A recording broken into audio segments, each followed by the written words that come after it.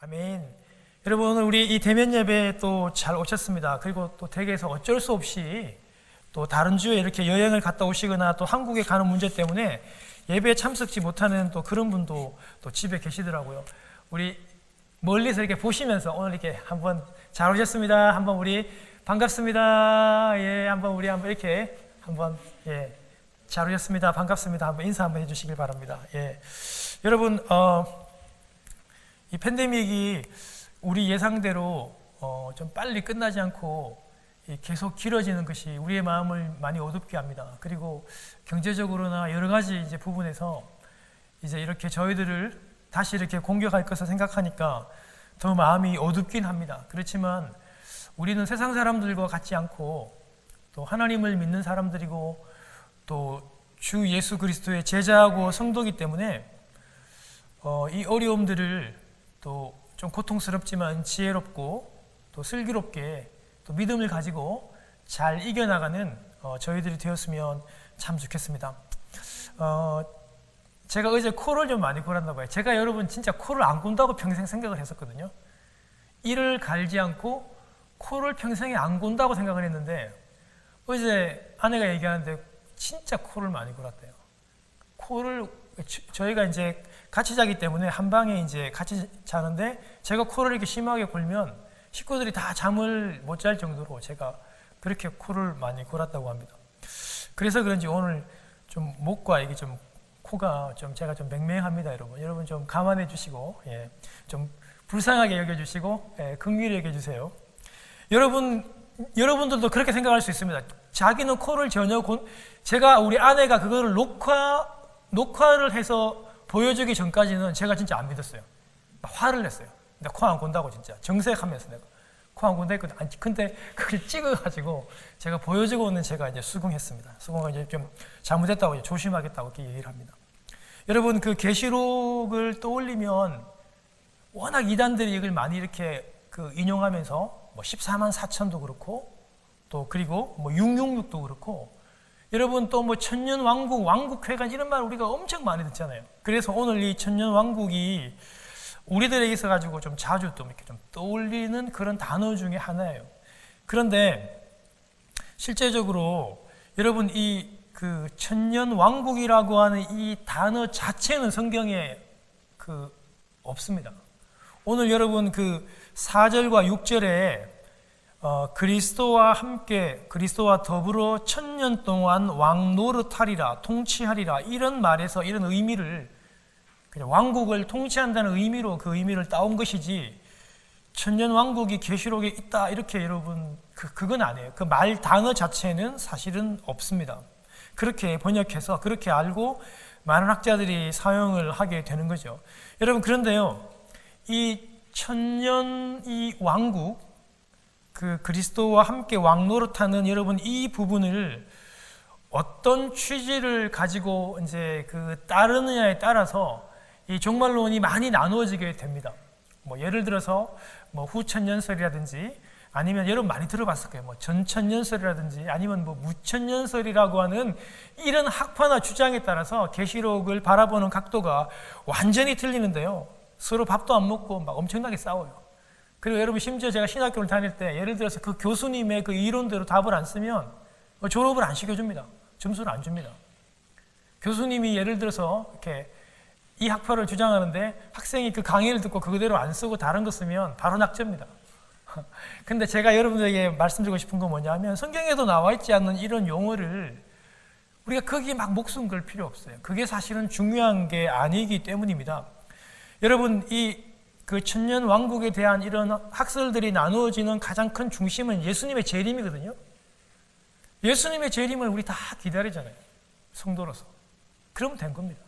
근데 이걸 가지고 막 서로 그렇게 학자들처럼 다투고 할 필요가 없고 정말 더 중요한 게 있습니다.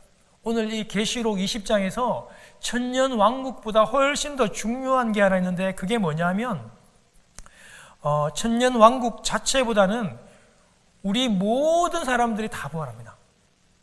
첫째 부활 때. 예를 들어서 여러분 우리 예수 그리스도를 믿는 성도들 아닙니까? 저와 여러분들 그죠? 성도자 우리도 부활합니다. 그런데 예수 그리스도를 믿지 않는 불신자들도 어떻게 된다고요? 그분들도 부활해요, 여러분. 그래서 마지막 주님이 오실 때는요, 부활을 하느냐 안 하느냐가 중요한 건 아니에요. 사람으로 태어났으면 누구나 부활합니다. 누구나 영원히 살아요. 지옥 가든 천국 가든 누구나 부활하는데 중요한 게 뭐냐면 어떻게 부활하느냐 중요한 거예요. 성도로서 예수 그리스도를 믿는 성도로서 부활하는가, 아니면 예수 그리스도를 믿지 않는 불신자로서 부활했는가. 여러분, 그게 너무너무나 중요하고요. 그리고 또 한 가지는 우리 모두 다 부활해서 반드시 심판을 받습니다.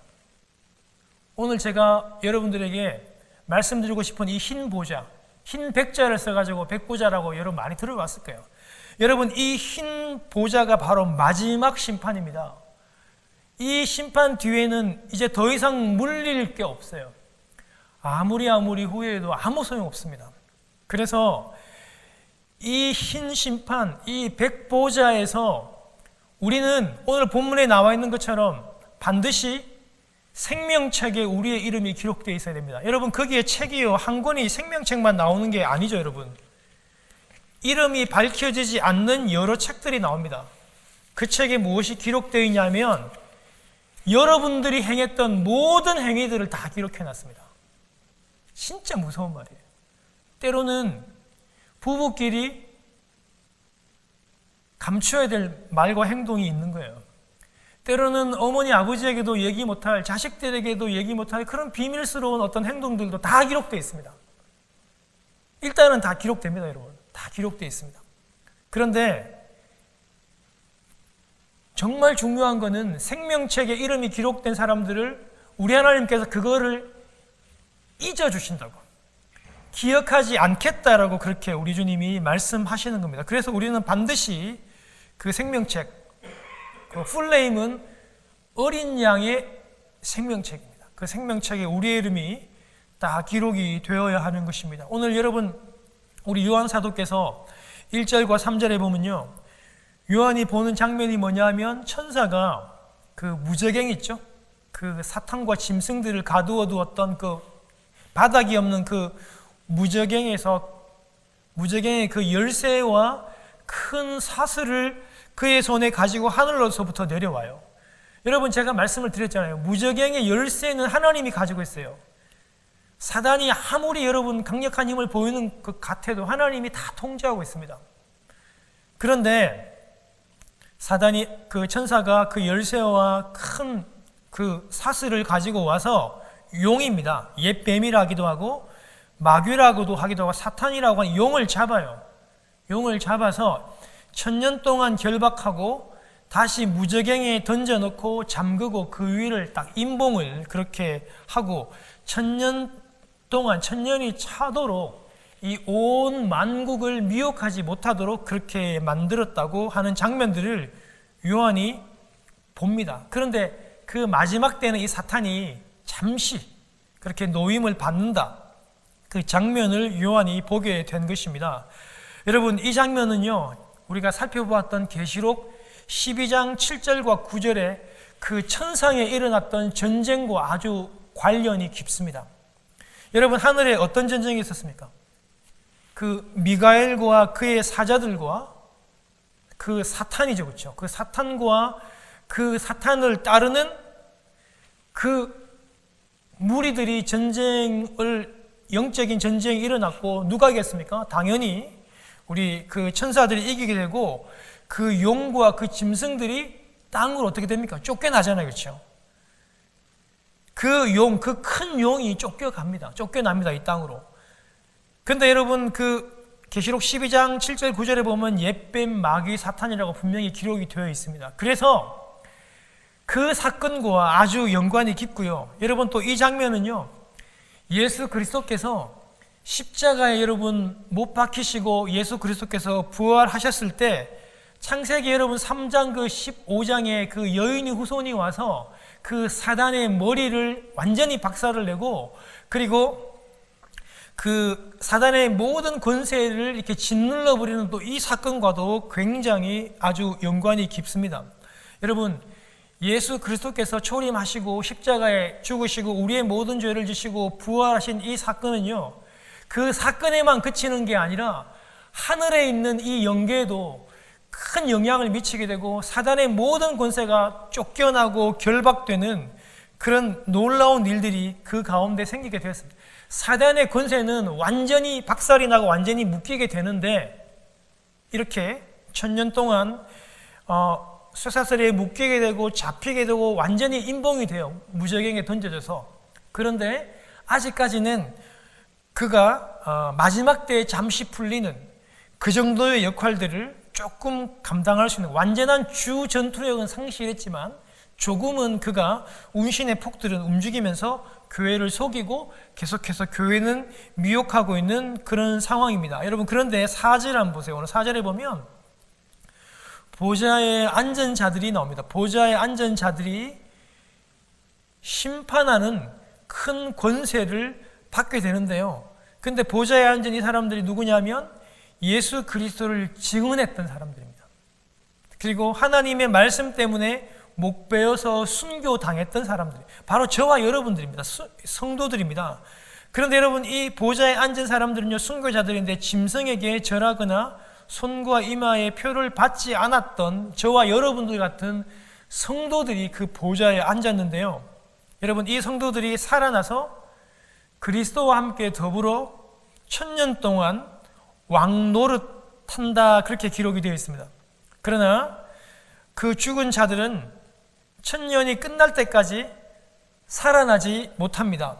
이것이 첫째 부활이라고 그렇게 얘기를 하고 있습니다. 그리고 6절에 보면요, 이 첫째 부활에 참여하는 자는 복이 있고 거룩하다. 그리고 이 사람에게는 둘째 사망이 아무런 세력과 권세도 부리지 못한다고 얘기하면서 이 성도들은 하나님과 그리고 그리스도의 제사장이 되어서 1000년 동안 그와 함께 다스릴 것이라고 얘기하고 있습니다.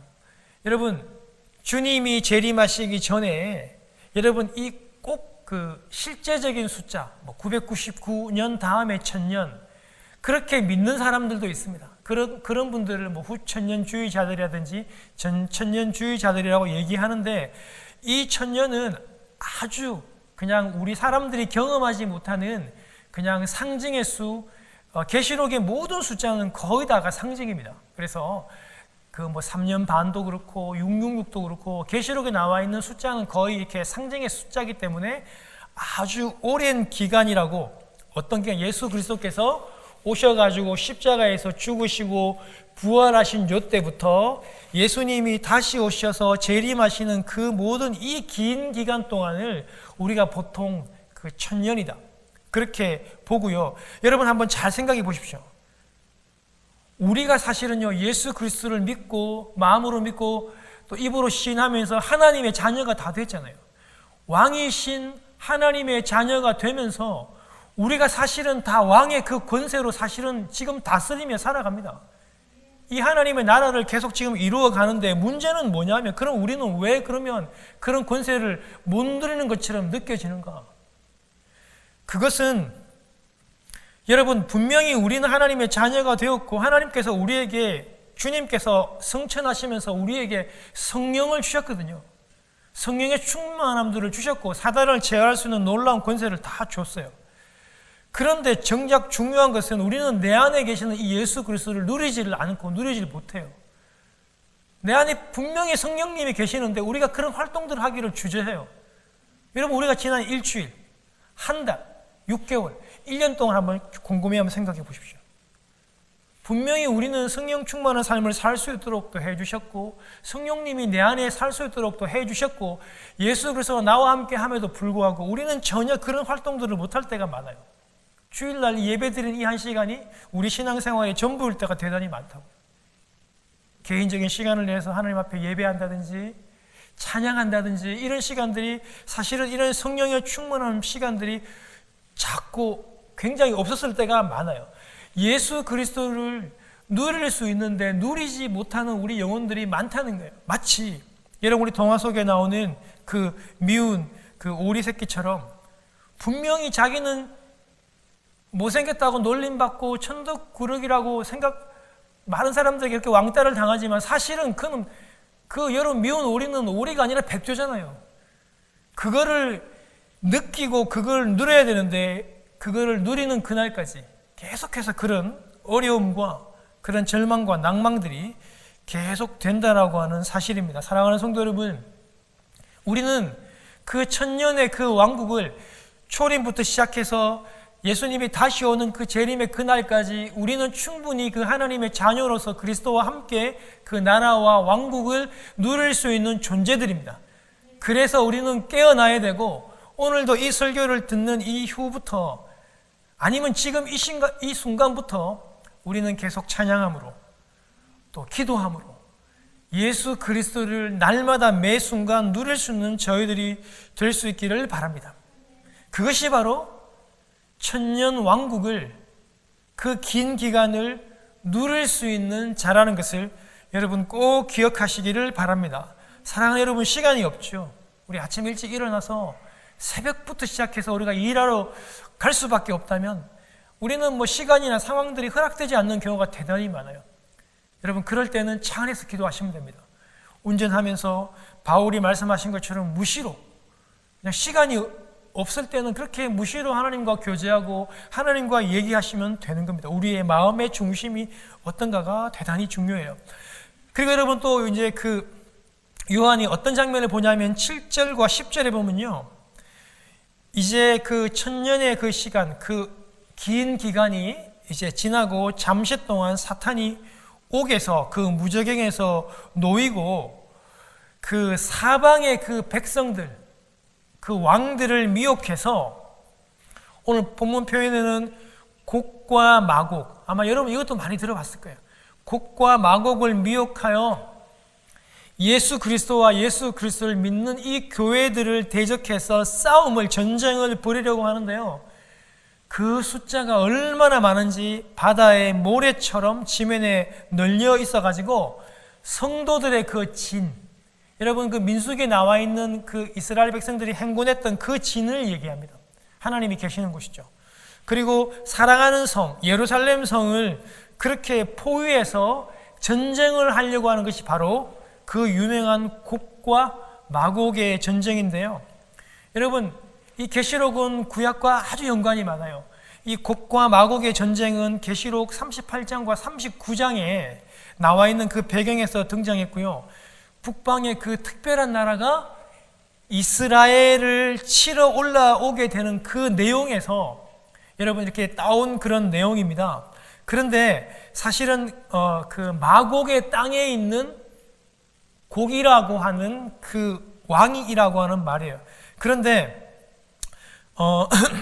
오늘 본문에서 보면요, 이 곡과 마곡을 만국 백성이다, 또 만국의 왕이다라고 그렇게 얘기하는 겁니다. 여러분, 지난 16장 그 아마겟돈 전쟁도 제가 말씀을 드렸고, 우리 지난주 살펴보았던 19장에 나오는 그 백말탄자의 그 짐승과의 그 마지막 전쟁과 오늘 이 곡과 마곡의 전쟁은 계시록에 나와 있는 3대 영적인 전쟁입니다. 언제? 그 주님이 재림하시기 전 가까운 시기에 이 사단이 세상에 있는 모든 백성과 불신자들과 그 불신자들의 그 왕들을 미혹하고 이렇게 부추겨서 하나님을 믿는 사람들, 저와 여러분들이죠. 그리고 이 교회를 공격하는 영적인 전쟁이라고 하는 사실들을 여러분 잊지 마십시오. 오늘 여러분 분명히 나와 있듯이 하나님의 그 진, 하나님이 임재하시는 곳입니다. 하나님의 사랑하는 성, 예루살렘 성, 하나님이 임재하는 곳을 이 사탄이 공격하고 전쟁하는 것으로 그렇게 나와 있는데요. 그러나 하나님께서는 오늘 7절과 10절에 보면 불을 하늘에서 빛처럼 내려서 모조리 다 태워버리십니다. 전쟁에 대한 자세한 설명조차도 없습니다. 그리고 여러분 마귀를요, 하나님께서 불과 유황불이 타는 그곳에 던져 넣어버리신다고 얘기합니다. 그런데 그곳에서 마귀는요, 세세토록 고통과 어려움을 당할 것이라고 얘기합니다. 심판은 없어지는 게 아닙니다, 여러분. 그래서 무서운 거예요. 여러분, 이 사탄이 그동안에 교회와 우리 하나님을 믿는 자들을 핍박하고 계속 대적했잖아요. 심판받고 끝나는 게 아니라 그 무저갱에 던져넣어서, 불못에 던져넣어서, 유황불에 던져넣어서 걔 끝까지 고난당하고 어려움을 당한다라고 성경이 이렇게 표현들을 하고 있습니다. 여러분, 그런데요, 그것으로 끝나지 않아요. 조금 있다가 사탄과 그를 따르는 그 불신자들도 이 불과 유황불에 던져지고 들어가게 되어서 영원히 그 고통 속에서 고통당하며 있을 것이라고 하는 것입니다. 여러분, 요즘에 유튜브나 아니면 그런 데 보면 이 계시록의 이 말씀들을 주로 이제 그 세대주의자들이라고 하는데요. 여러분, 오늘의 이 본문이나 아니면 아마겟돈에 있는 이 영적인 전쟁을 3차 세계대전으로 이렇게 많이 이렇게 해석을 해서 그 유튜브나 아니면 이런 곳에서 많이 설교하거나 방송하는 경우들이 사실은 대단히 많아요. 제가 뭐 그분들이 완전히 틀렸다, 뭐 제가 얘기하는 것이 맞다라고 이렇게 얘기할 수는 사실은 없어요. 왜냐하면 제가 틀릴 수도 있는 거니까. 아직 일어나지 않는 거니까. 그들은 이 곡과 이 마곡의 전쟁을 3차 대전이다. 예를 들면은 뭐 지금 터키나 이 러시아 쪽에서 또 예루살렘을 치기 위해서 이렇게 공격하는 그런 무리를 본다든지, 아니면 뭐 중국군이 그것이 이제 이렇게 2억 군대로 이렇게 표현해서 아마 3차 대전을 일으킬 것이라고 하면서 이 3차 대전이 마지막 이제 인류의 그 전쟁이 될 것이라고 아마 얘기하면서 그 후에 재림이 온다는 것을 이렇게 얘기를 많이 하는데요. 여러분, 그런데 이 전천년주의자들은 이 세대주의자들은요, 100년 전에도 그런 얘기를 했어요. 그 1차 대전이나 2차 대전을 그대로 그렇게 해석을 했어요. 이분들은 지금 살아가는 이 시대에 일어나는 일들을 계속적으로 포커스를 두고 상징을 둬요. 그리고 이 천년을 실제적인 숫자를 둬요. 그래가지고 이 역사적인 숫자라든지 현재 일어나는 이런 상황들, 특별히 이제 코로나 바이러스 같은 것도 그 대상이 되는 거예요. 그렇지만 반드시 계시록에 나와 있는 이런 모든 것들이 표면적으로 일어나는 문자적 해석으로 하면 대단히 위험할 경우가 많아요. 그분들이 뭐 구원을 받거나 구원을 못 받는다, 그런 문제가 아니라 이런 해석에 미혹되기 시작하면 우리의 마음이 굉장히 갈피를 잡지 못하는 경우가 대단히 많습니다. 여러분, 곰곰이 한번 생각하고, 제가 여러분 계시록을 올해부터 시작해서 계속 얘기했던 큰 주제가, 계시록의 큰 주제가 뭡니까? 여러분, 이거 절대 잊어버리시면 안 돼요. 계시록의 대주제는 주님이 반드시 온다는 거예요. 주님은요, 여러분, 반드시 오십니다. 여러분, 그리고 또 한 가지는 뭐냐면 그 후에 반드시 누구나 심판받습니다. 심지어 그 심판을 받기 위해서 예수를 안 믿는 사람들도 부활해요, 여러분. 여러분, 예수 안 믿고 그 끝 아닙니다. 그것이 끝이 아니에요, 여러분. 예수 안 믿으면 나는 뭐 끝이 아니에요, 여러분. 마지막 심판 받기 위해서 불신자들도 마지막에 다 여러분 부활해서 다 일어나 심판 받아야 돼요.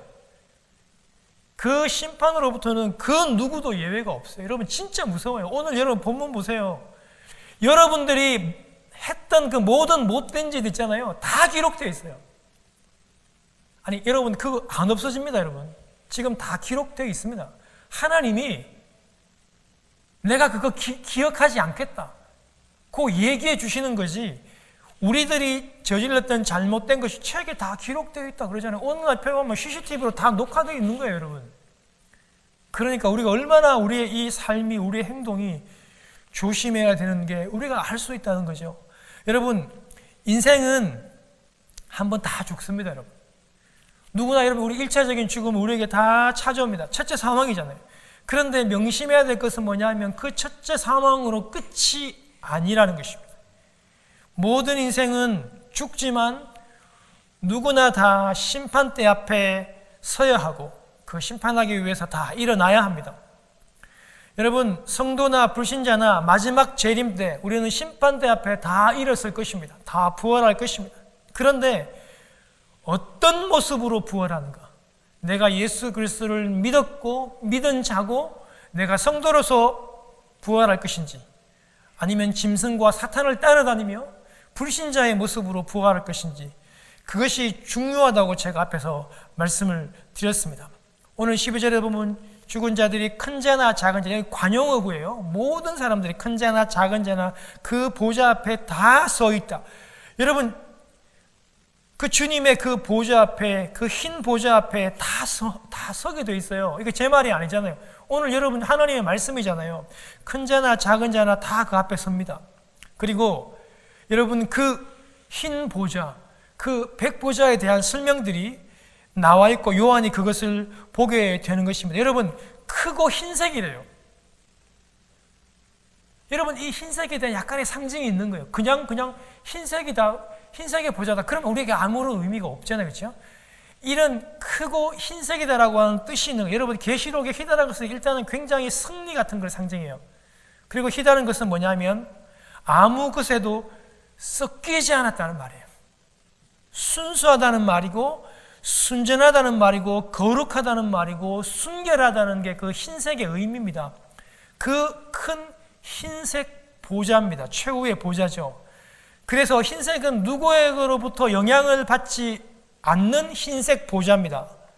여러분, 마지막에 이 심판은 정말 중요합니다. 왜냐하면 이 보좌의 심판으로 말미암아 어떤 사람은 영원히 꺼지지 않는 그 유황불에 던져질 사람이 있고, 이 심판을 통해서 새하늘과 새 땅에서 우리 하나님과 우리 어린 양 되신 예수님과 영원히 살게 될 사람이 있는 심판이기 때문에 이 심판은요, 그 어떤 것에도 절대 영향을 받으면 안 돼요.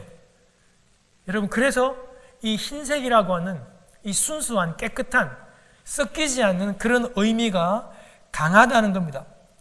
여러분, 이 판단에는 실수가 있어서는 안 되고 억울하거나 누명을 씌워서는 안 돼요. 그래서 이 흰색 보좌라고, 백보좌라고 그렇게 얘기합니다. 여러분, 이 심판의 스케일은요, 그 하나님 앞에서 땅과 하늘이 완전히 다 없어져 버립니다. 우주적이죠. 누구라도 그 심판 앞에서는 예외가 없다라고 하는 것입니다. 여러분, 그리고 12절 한번 보겠습니다. 여러 책들이 펼쳐져 있습니다. 생명책이 있고요. 죽은 자들이 자기 행위를 기록해 놓은 이름 없는 책이 있는데요. 오늘 여러분, 그들이 행한 행위를 따라서 심판한다는 말이 오늘 2번이나 강조가 되고 있어요.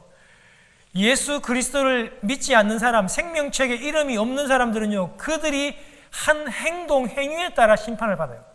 한 번이 아니라 2번이나 그렇게 강조하고 있어요. 그들은요, 저희들을 포함한 우리의 모든 행동들이 사실은 다 일일이 다 기록이 되어 있어요. 오늘날로 치면 CCTV로 다 찍혀져 있는 것이죠. 우리의 행동, 우리의 했던 이 저주의 말, 욕설도 되고, 때로는 우리의 이런 마음까지도 하나님께서 기록해놓고 다 기억하고 기록하고 있습니다. 여러분, 우리의 기억력이 부족해서 우리는 잊어버려요.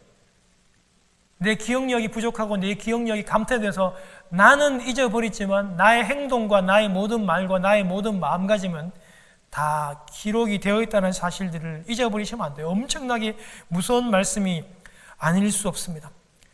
아내에게도 말하지 못하는 것, 남편에게도 말하지 못하는 것, 자식에게도 말하지 못하는 것, 그런 모든 행동들이 다 기록이 되어 있다고 하는 것입니다. 그러나 하나님의 생명책에 이름이 기록되어 있는 성도는 하나님이 그 행위들을 기억하시지 않겠다라고 그렇게 말씀하고 계십니다. 하나님의 기억력이 나쁘셔서가 아니라, 기억력 감퇴가 아니라 어린 양 예수 그리스도께서 그 모든 사람들의 그 죄를 다 대신해서 짐을 져 주셨기 때문에 우리는 그 판단으로부터, 그 심판으로부터 우리는 자유할 수 있는 것입니다. 사랑하는 성도 여러분, 이제 설교를 마치면서 여러분들에게 한번 도전 드리기를 원합니다. 도전합니다. 사랑하는 여러분, 부디 심판대 앞에서 여러분의 이름이 생명책에 기록되어 있기를 축원합니다. 여러분의 이름이 생명책에서 주 예수 그리스도의 그 입에서 불려지기를 원합니다. 김창식 이렇게 했을 때 아멘 예수님 이렇게 하면서 그 앞에 우리가 담대히 나아갈 수 있도록, 이백규 이렇게 불렀을 때 여러분, 우리의 이름이 정말 그 심판대 앞에서 생명책으로부터 불려지기를 정말 원합니다. 여러분, 우리가요, 좋으나 싫으나 그 심판대 앞에 사실 다 모이게 되어 있습니다. 우리가 어떤 사고로 좀 빨리 세상을 떠나시거나 좀 늦게 오시거나 그건 상관없어요. 어떤 형태로 죽든 그건 상관없어요. 그러나 결국에는 심판대 앞에 다 섭니다. 저는 여러분의 이름들이, 저와 이름들이 그 생명책에서 기록되어지고 그렇게 불려지기를 원합니다. 그럼요, 여러분, 내가 그러면 중요한 건 그 생명책에 그러면 내가 기록되어 있는지 없는지가 우린 너무 궁금하잖아요, 여러분. 여러분, 안 궁금합니까? 저는 궁금합니다. 생명책에 내 이름이 기록되어 있는지 없는지가 우리는 궁금하잖아요, 그렇죠? 그런데 그걸 어떻게 할 수 있는가? 그거는 지금 내 안에 살아계신 예수 그리스도가 있는가 없는가를 보면 알 수 있어요. 사랑하는 여러분, 여러분 안에 예수 그리스도께서 계십니까? 그러면 여러분이 생명책에 이름이 기록되어 있는 겁니다. 여러분, 요한일서 5장 12절에 아들이 있는 자에게는 뭐가요? 아들이 있는 자에게는 생명이 있고 아들이 없는 자에게는 생명이 없다 그랬습니다. 여러분, 고린도후서 3장 15절, 고린도후서 3장 15절 한번 잘 들어보세요. 너희는 믿음 안에 있는가 너희 자신을 시험하고 너희 자신을 확정하라. 예수 그리스도께서 너희 안에 계신 줄을 너희가 스스로 알지 못하느냐? 그렇게 스스로 알지 못하느냐 이렇게 여러분 반문하는 거예요. 예수 그리스도께서 너희 안에 계신 줄을 너희가 알지 못하느냐? 있단 말입니다. 그렇지 않으면 너희는 버림받은 자라고 했어요. 예수 그리스도가 내 안에 안 계시면 우리는 버린 자래요. 우리가 믿는 예배 이런 게 아무 소용이 없다는 거예요. 사랑하는 여러분, 내 안에 예수님이 없는 자, 생명책에 내 이름이 없는 자는요, 오늘 분명히 15절에 보면 그는 불못에 던져질 사람이에요. 여러분, 이게 제가 지어낸 게 아니잖아요. 마지막 때 주님께서 그렇게 심판하시겠다고 우리에게 말씀하는 거잖아요. 여러분, 이 하나님의 말씀을 농담으로 듣는 성도가 어디 있겠습니까? 그런데 혹시 우리가 그저 알고 있는 전설처럼 이 얘기를 듣지 마시라는 겁니다. 여러분, 우리 안에 예수 그리스도가 없는 사람, 생명책에 내 이름이 없는 사람은 여러분이 영원히 끄지지 않는 그 유황불 불못에 던져집니다. 사랑하는 여러분, 지옥이 있습니다. 불못이 있습니다. 불유황, 우리가 여러분 예수 안 믿을 때 던져질 그 불못이 있다고요. 그런데 여러분, 오늘 이 현대는요, 오늘날의 정신과 사상은 그 불못, 그 유황불, 이런 존재, 지옥의 존재를 인정을 안 해요. 오늘날 시대가 그거 인정 안 합니다. 그리고요, 실제로 마귀도 그걸 엄청 좋아하고 막 부추겨요. 마귀 이렇게 얘기합니다. 오늘날에 지옥이 어딨냐? 하나님이 사랑의 하나님이라고 얘기하면서 그 자식들을 지옥에 던져놓는 아버지가 어딨냐? 이렇게 하면서 그렇게 얘기해요. 그래서 지옥이 없다 그럽니다. 그리고 오늘날 시대에 특히 미국 같은 데는요, 하나님은 지옥을 만들지 않았다. 이렇게 여러분 책을 쓰면요, 그건 반드시 베스트셀러가 됩니다. 오늘날 사람들은요, 예수를 믿지 않는 사람들은 그 유황불에, 그 불못에 던져준다고 하는 사실들을 인정을 하지 않으려고 하는 사람들이 대부분이고, 그것을 무시하려고 하는 사람들이 굉장히 많다는 겁니다. 사랑하는 여러분, 우리가 거기에 포커스를 맞추자는 게 아니에요. 우리의 포커스는 생명책이죠. 내 안에 생명이 있는가 없는가, 내 안에 예수 그리스도가 있는가 없느냐가 더 중요한 것이죠.